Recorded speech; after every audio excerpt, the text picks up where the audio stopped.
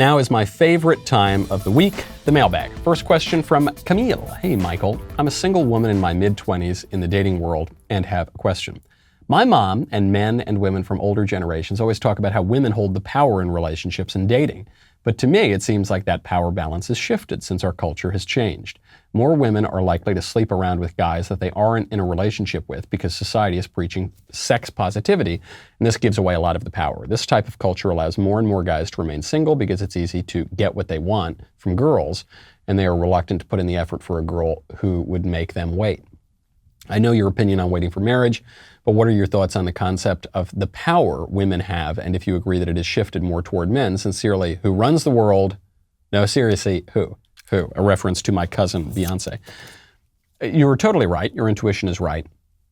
Older generations would think that women hold the power because women withheld something that men really, really wanted until they got something out of it. And then feminism convinced them to give up their leverage in romantic relationships, and that has led to misery for women.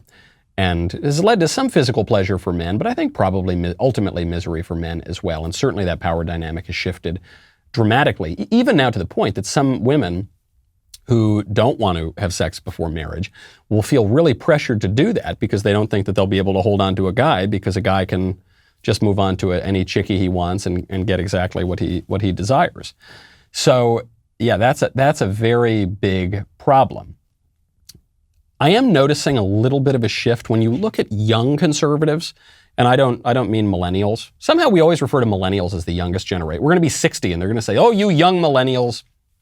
But Gen Z, for instance, a lot of the memes coming out of Gen Z, a lot of the arguments you hear from politically astute Gen Zers is that they don't just want promiscuous sex, that they don't just want to look at porn all the time and move on girl to girl to girl and swipe culture.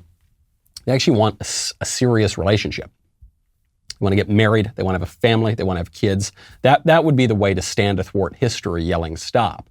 The progressive march toward this drugged up, promiscuous, sex-crazed culture would be to say no to that. So, find one of those guys. I think the trads, as they are called, are having a real ascendancy right now.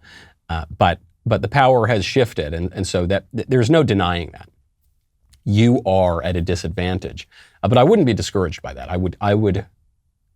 I would stand for virtue if you are so inclined to do that, because I think ultimately that will be more gratifying, even if it's a little tougher in the dating world right now. Hey there. I'm glad you liked that clip. You can get the whole episode called Getting Over Self-Government here. You don't even, look, if you ring the bell and subscribe, you'll get the notifications. You won't need me to tell you things like this. But you can go get that episode. You can also get it on Apple Podcasts, everywhere else you get your podcasts. You can also get my book. The #1 national best-selling Speechless sold many, many more copies than the #1 bestseller on the New York Times list, but we're very proud to be snubbed by the New York Times. Thank you very much to everyone who's read it. Thanks for leaving a review. We'll see you next time.